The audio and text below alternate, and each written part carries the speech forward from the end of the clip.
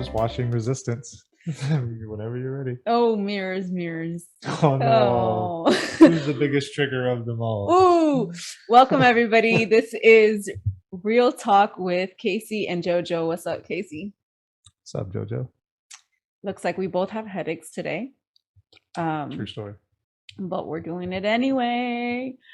Let's talk about triggers today, babe. Triggers. I like triggers. Why so? We're getting to see our own triggers mirroring to each other. Well, I mean, I think that The camera's right there.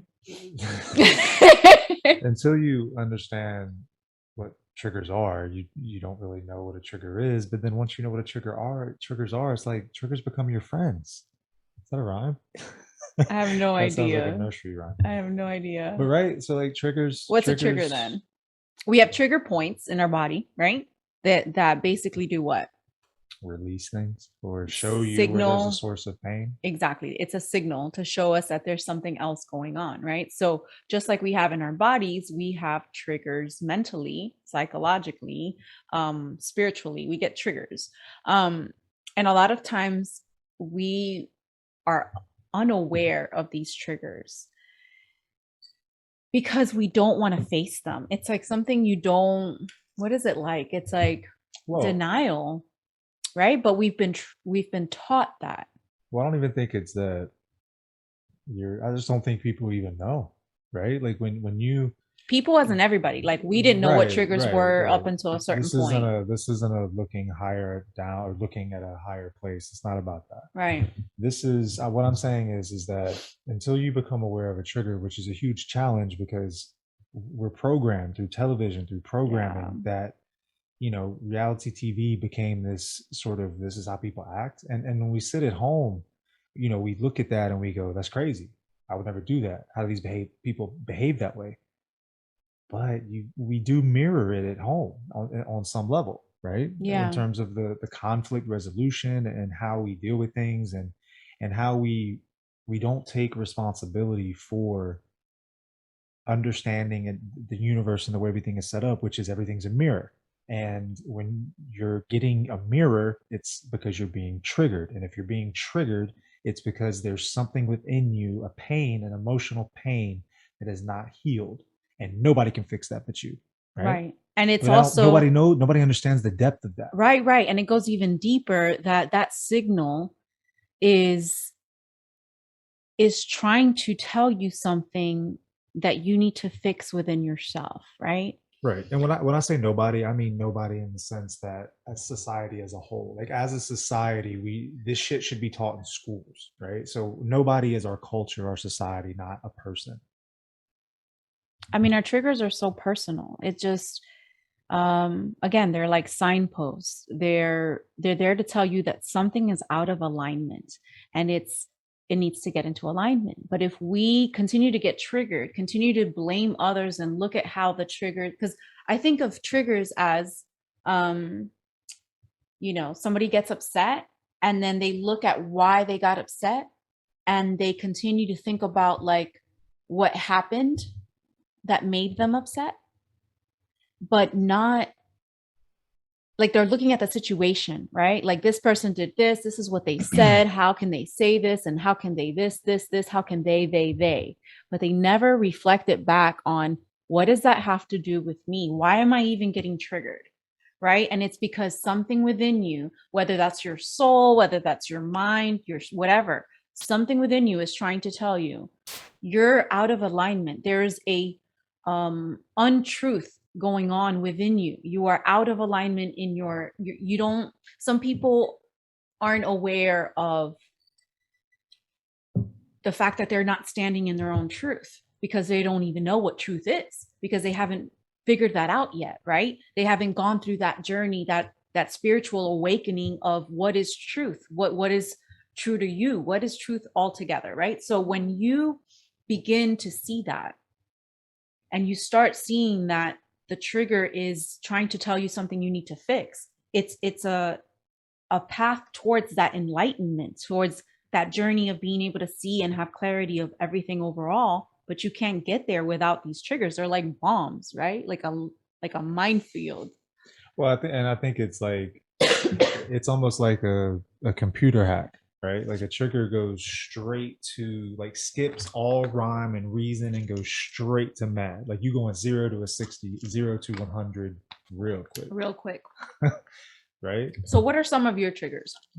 Oh, dude. So my probably one of my biggest triggers that, and it's been since I started driving.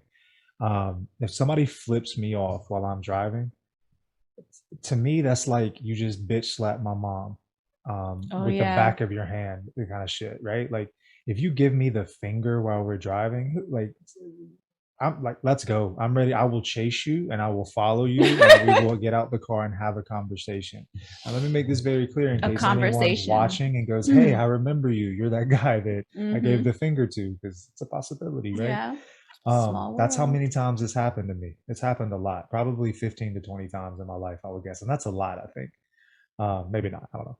But where was I going with I don't this? know, but I let that like kind of affect me because I started to get triggered when people would give the finger, even though that wasn't really Oh my yeah. thing. So I'm not, I don't intend to do harm, right? That's I'm not, I don't want to hurt anyone. But I do want to have a conversation, right? And I do want to ask you, why did you feel the need to give me the finger? Why did you need, because that is an aggressive move to me. Now, obviously that's a bunch of bullshit. That's what I told myself, and that's the story that I believed for a really, really long Really time. long time, yeah. Um, but recently, we bought a new car, kind of my son's and I's car, and we'll see if he ends up taking it or not. But I digress. And when I got in that car, I kind of felt like it was a new me, right? Because I traditionally don't really like, I don't really care about cars. I've never really taken care of cars. But this one, You've had a Jeep for forever, but yeah, I've it's had a Jeep just, for since my son was born in this thing, literally. yeah. But I've never really identified and sort of wanted to take care of a car, but this one was different, right? So it kind of made me feel like a different person.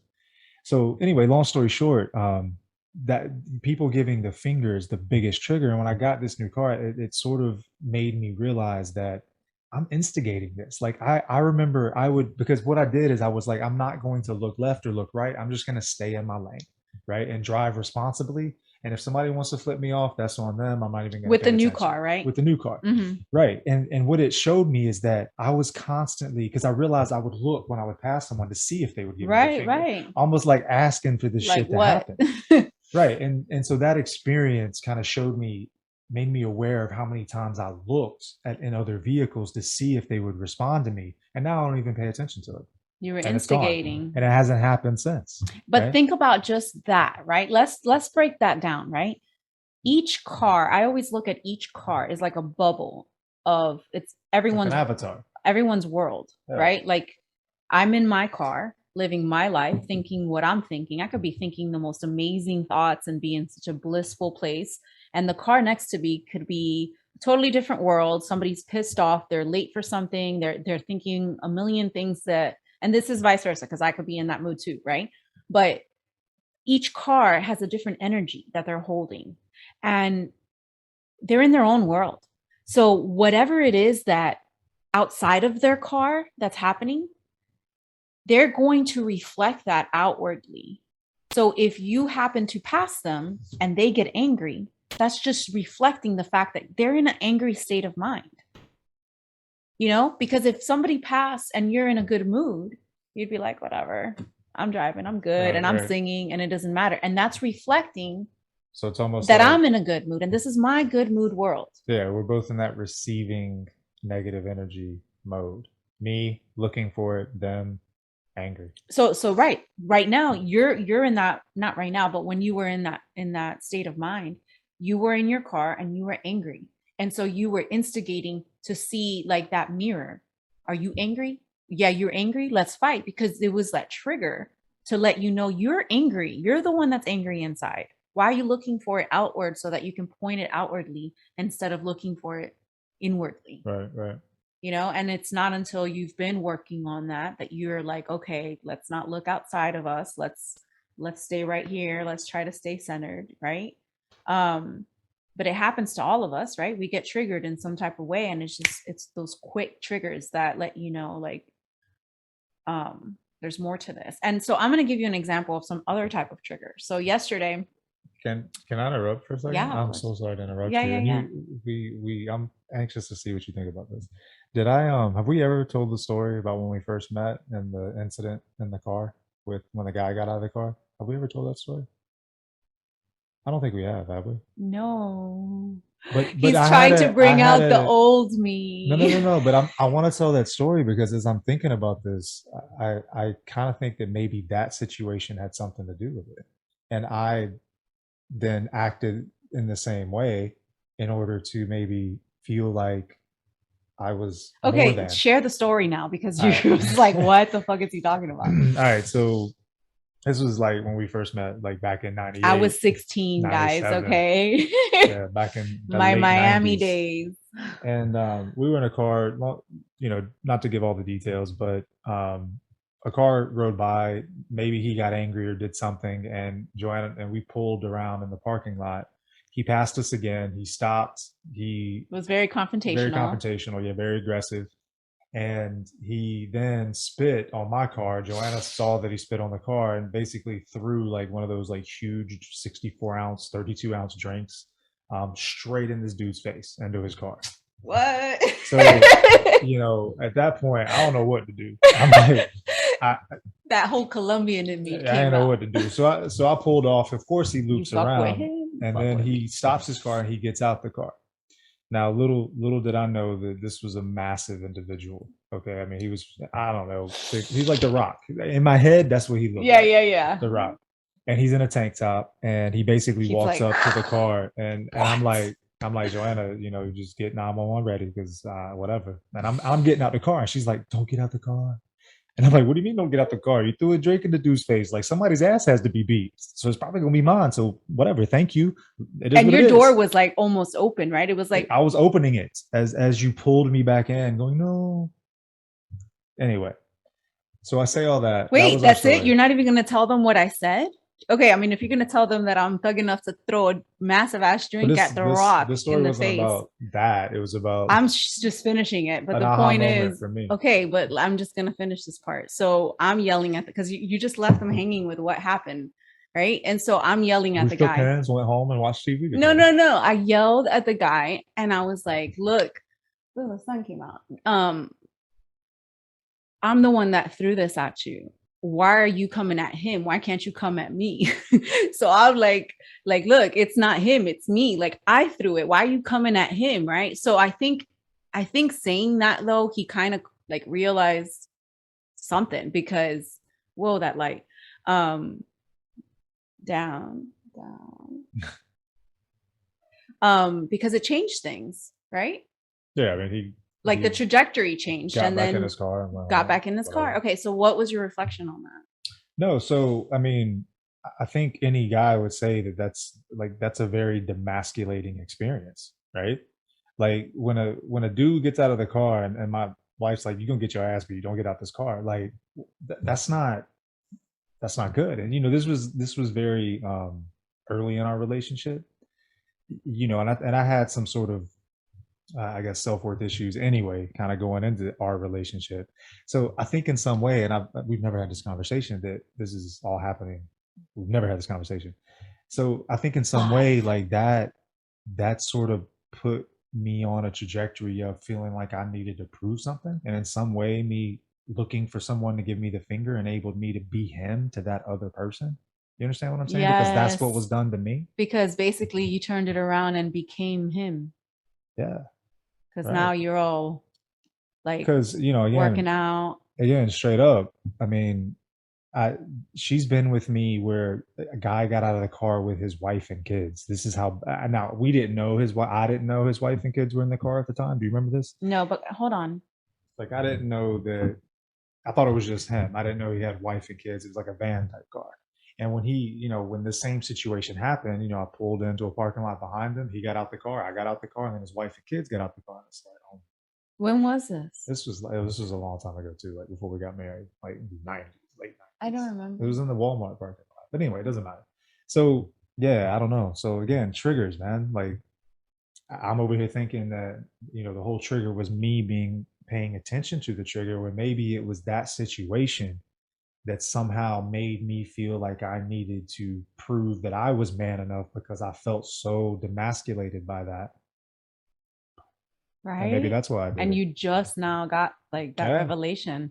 Yeah. So cool. So I'm gonna turn it. I think that's Cool. cool. I'm gonna turn it to what I was gonna say about what happened Yeah, my bad. yesterday. That was a big interruption. No, no, no, it's fine because at least I came back to it because I'm squirrel. But I was running really fast, playing with one of our dogs, and I we were in the playground, so I was being a kid, and I'm jumping up and down, and I'm like running as fast as I can up the slide, and I didn't realize for Neither did I. some reason that there was a huge like metal bar at the top. I had my glasses on, so luckily I think that kind of, I don't know what, I think that saved me. Anyway, I was in I just shock. mean. I was in shock, and I could still feel it. I think I had a slight concussion. All of this right here felt like So it you had hit your head really hard on the metal. caved in. Yes. And so I paused, and I was in shock. And then I turned around and I laid in the slide, and I just stared at the sky, and it triggered me, um for one, to think, great, the universe is literally smacking me in the head in order for me to stop like what I'm doing and chill. But second, my son didn't think that I was serious because I looked more like in shock, as if I was playing. So he took it as if I wasn't being real, and I said, go, go get him. And he was like, what, 10 feet away, maybe watching something. And I said, go get him. I think I have a concussion. He didn't believe me. So he went over there. But I don't know what he translated that to. Like, well, I don't know what he said to you. But from my point of view, he came back without him. And I'm going, why isn't he coming? Like, he's still watching that, and I'm almost dying over here, and he's not coming. Like, what? Let me know where the pausing point. So that triggered me. That was my point of view. And so that caused me to have a trigger. Is that a pause? Yeah, that's perfect. Okay, I'll share the trigger in a So second. understand, right? In my world, in my bubble, in my avatar, I had to do a live yesterday with by myself, which this is like my crutch over here. I'm not nervous at all when she's with me, but if I'm by myself, oh my god, it's like game changer. Anyway, so I never rewatch our podcast. I never rewatch a live, and she had put it on, and I'm like, damn it, I don't want to listen to this, but something inside of me was like, just listen to it, man up, whatever. You need to learn, you need to grow from it. You'll learn things, you'll see things, and you can improve, and that's what this is all about. So I gave in, That and resistance. yeah, I gave in, and I was like, okay, I'll listen to it. So not only did I listen to it, but I watched it, and so that's what I'm watching while she's Dying. banging her head against a metal pole. Almost. Um, but for me, it was I had taken a big step towards not resisting. So I was into what I'm watching because I'm like, yeah, I'm giving myself pats on the back. I'm like, you're doing great. Keep watching, But anyway, continue. So he's in his bubble. And so basically But it's not like I'm watching Avengers. No, You know no, what I'm no. saying? I Like I'm get it. doing my own Like, shit I over get here. it. You're in your bubble. You're doing you're you. That's your life. That's your world. That's what you're thinking about. Like, that's what's going on in your world, as in your Yeah, life, but I as mean, in, my point is that I could have been watching like a basketball game or I something, get that. but it was some self improvement, That's like not getting even the through some point. shit. So the point is, it triggered me because he didn't come right when I said, I need you, right? It triggered me to a time when I'm going to share this. It's actually in my book. Should I read it? Should I read Oh that little God, point, that little trigger? pause. Yes. Okay, let's find it. I'm gonna pause that. Hmm.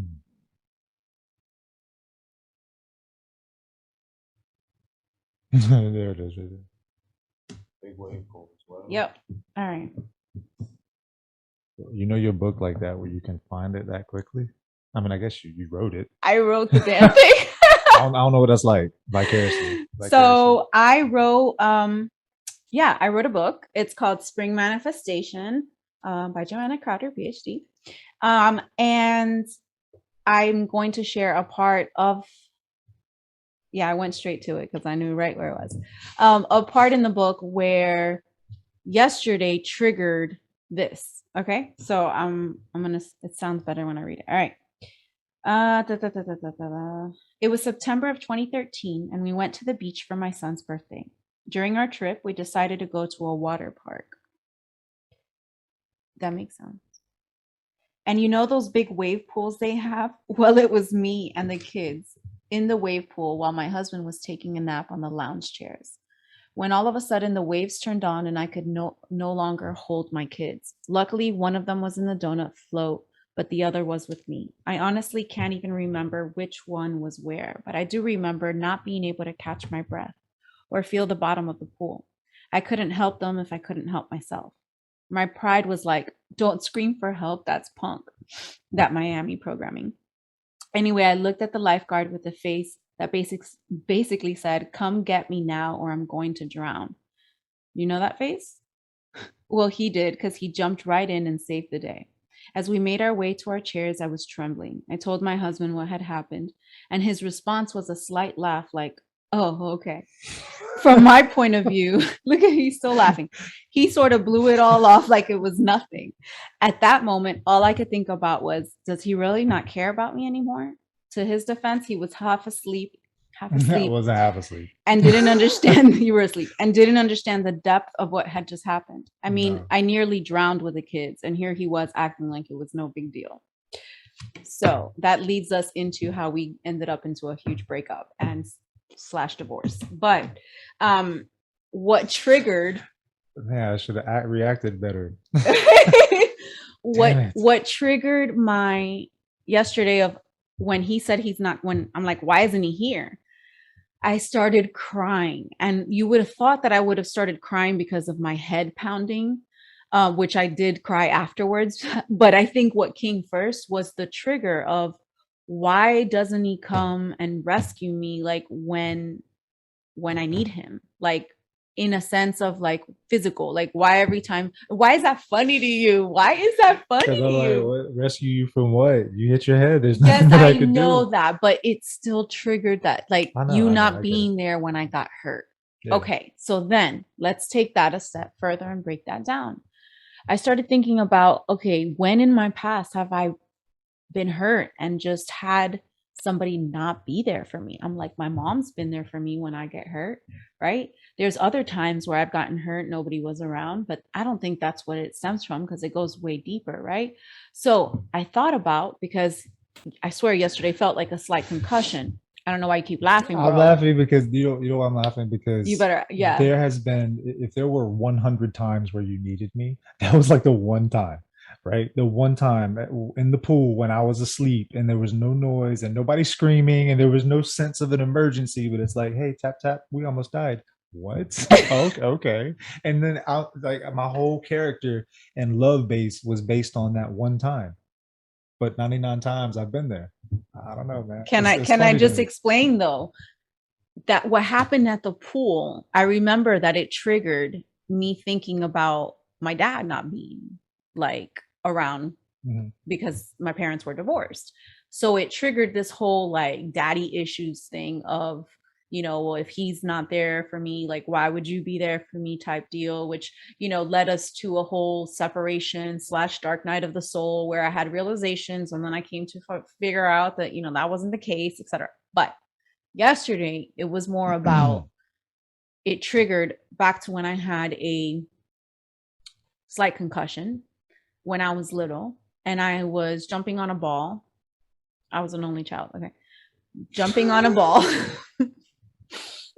You are just laughing. I hope your headache has gone away. Is that qualifying why you were jumping on a ball? It was like you had to explain. I was Yes, jumping on a yes, ball. yes. No, I was an only child. I So, was an only child. okay, that's why you were entertaining But yourself. you understand, Oh, I because you're get an it. only Yeah, child yeah, too. yeah. Okay, so I was jumping on a ball I would dribble balls. with a jump rope. Like I wanted to jump and land back again on the ball for some reason. Yo, that's crazy. So I ended up hitting my head. And hope is such a powerful thing. Bro, you are laughing at all these things, and I wonder why that's gonna trigger me, bro. Okay, so let's talk about it. About triggers. But let me get to the end. Okay, so I had a slight concussion. My mom was there, right? And I didn't remember. I kind of had temporary amnesia for a while. It was like 10 minutes had gone by and I was clueless as to what the fuck had just happened. We walked back into my room. I saw the rope. I saw the ball in my closet. Somehow it kind of like landed over there. And then it kind of all triggered back the memories of what had happened. Right after that, we went to my friend's birthday party. And I remember being there. Why are you laughing? This is important. I love you so much. Holy shit. Continue. Why are you laughing? Because it's a long story. I don't know. I'm waiting. I'm on the edge of my seat for the finale. Come on, I've never heard this before. Like, you don't understand. Like, when you've been with someone for fucking 30, 20 something years, like, you know everything about them. I've never heard this before. So I'm excited. The hell you have. I have. Just not in this way. So exactly. Because I yesterday triggered it. That's what I'm trying to say.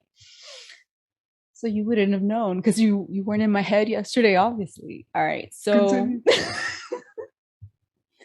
I go to my friend's birthday party and I'm witnessing. So yesterday I'm having these reflections and I'm in a meditative state. I'm in the shower. And I'm trying to like heal. In the shower. And I'm trying to heal. Oh, I'm trying to heal from the pain in my head. Okay, in the shower. So I'm having a meditation on this. And I remember, you're so messing up my story, bro. And I remember going to her party and seeing that she had everybody there and her parents were there. And then I started reflecting on her parents being together and them always being there for her. And then how that had just happened to me, but yet both parents were not there for me. That makes sense. That makes sense. I thought it might go down the direction of maybe you saw a ball on a rope and like you wanted to try to maybe do it at the party. I don't know. Maybe you got hurt in a different way at the party. I didn't realize it was an emotional thing. So my apologies. But that's why I was laughing, because I was like, oh my God, what happened? Now what happened? What physical thing what physical stunt did you try to perform? That's where I was going. I'm trying to be serious the whole time and talk about emotions and triggers, and yesterday, and all you're doing is laughing. That's great. That makes sense. So you. Wow. I'm not laughing at you. I'm laughing in my own world over here. Are you seriously mad right now? No, I'm just triggered. So, yesterday, all of that happened, and then helped me to realize that there is this part of me that's coming from a place of lack, of somebody else has something and I don't have it. And it was a big in the face. That was my point. I would have finished a long time ago, but you know. Yeah. So no, I'm sorry. I apologize. It was not malintent. No, but it's interesting. It's like, so you go through my story, you go through her story, and in the beginning, it's like this is the type of shit that should be taught in schools, right? Like, that incident for me happened 20 something years ago. Had I understood what triggers were, had I understood that guy basically mirrored back to me kind of how my insecurities, and that's something that I needed to work on. How much different would my experiences have been moving forward, right? In the same token, if Joanna had understood at that point at that party what was going on and the magnitude of that and what the real issue was, then she could have addressed it and fixed it, and how different what things have been. Those are the importance and the, I guess, two examples of why triggers are so important. And these things are rooted thoughts and emotions from the past that are still energetically attached to us. And we are then continuously I look at it like Tetris. They're at the bottom and it's like you're continuously throwing layers of things that trigger you until you finally come into alignment and you realize that it's all the same thing. And then it comes and stems from this bottom trigger. And once you see that, all of them kind of disappear, and you won't, they fall away, and you won't start getting these mirrors to start, you won't start having the reality reflect that back to you, because you've figured out what the root cause of it was and realized that it was coming from an untruth, right? My truth was, I'm coming from a place of lack. I don't have that. I don't have support. I don't have, somebody there. And then it continued to grow into an illusion that I don't have somebody, they're not there. when that's an illusion, because I do have somebody, and he was there the second time when I started crying, and he finally went and got him because he realized I was for real. But he was there, and he's like, look, I'm there, and he held me and all that stuff. So it's like the illusion that I keep having, it's all mental, but yet I'm projecting it as if it's for real when it's not. And we do that constantly. And I see people in society, because America is triggered, because we are all living on a base of a lie. We are living all these based on all these deceptions. And until we start really going within and realizing and having clarity of what these deceptions really are, we are going to get triggered by whatever somebody says, somebody posts, somebody does, whatever it is, because we are not in alignment with ourselves, and we need to look and see why we're getting triggered. Did you just like take your trigger and then put all that energy into explaining triggers? Because Did that I was just good. do that? Yeah, that was good. I mean, you rhymed. You did that without no pause, with intent, with Damn. energy.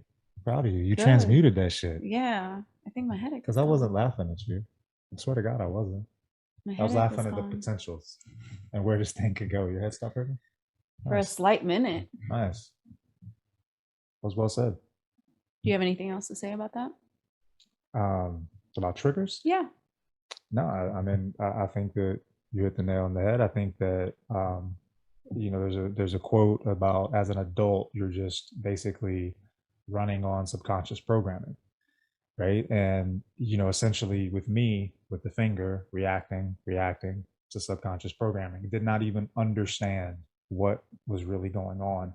And it's cool because on this call, I can kind of It's think not a on call. this call. You say that a lot. So old. That's what old people on say. this call. On this call, you know, on this video or This podcast shit.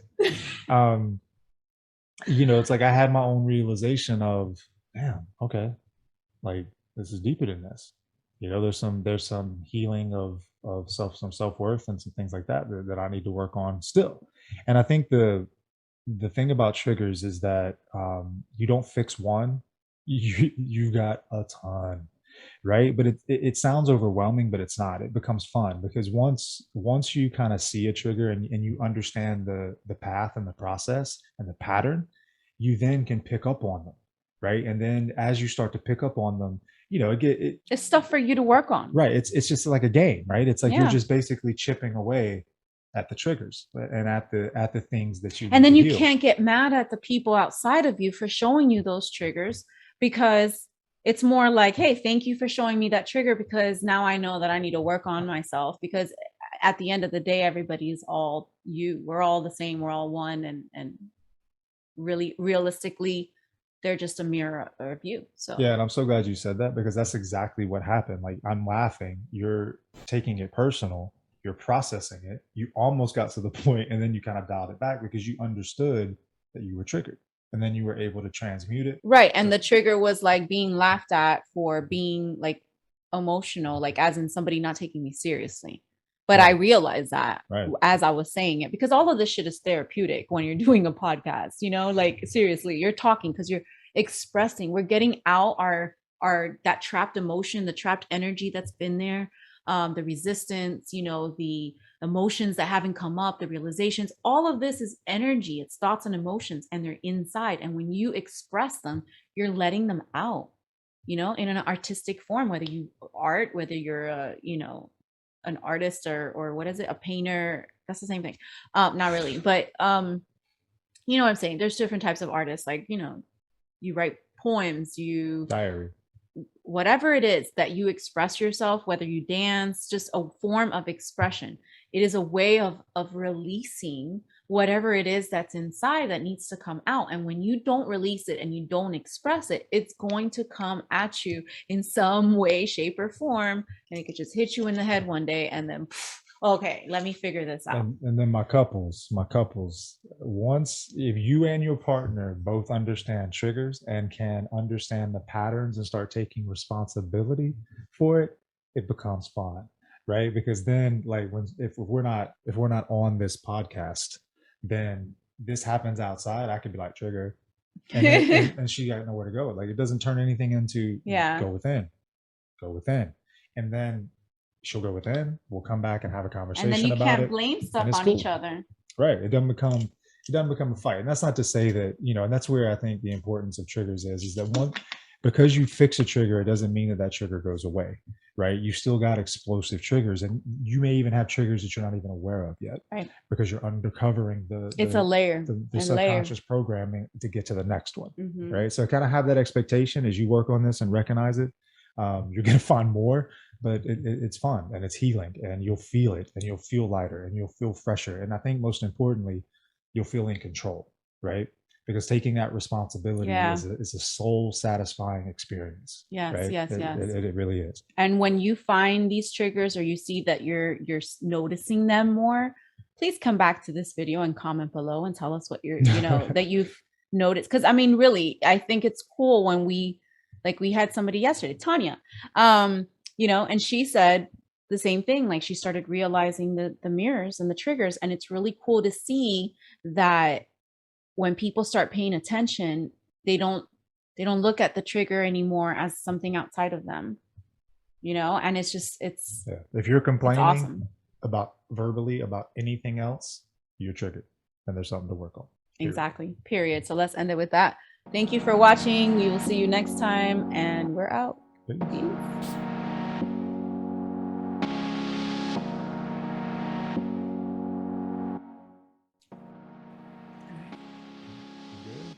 Proper photo. You guys can't see it below the screen. Shut up. This isn't even gonna start.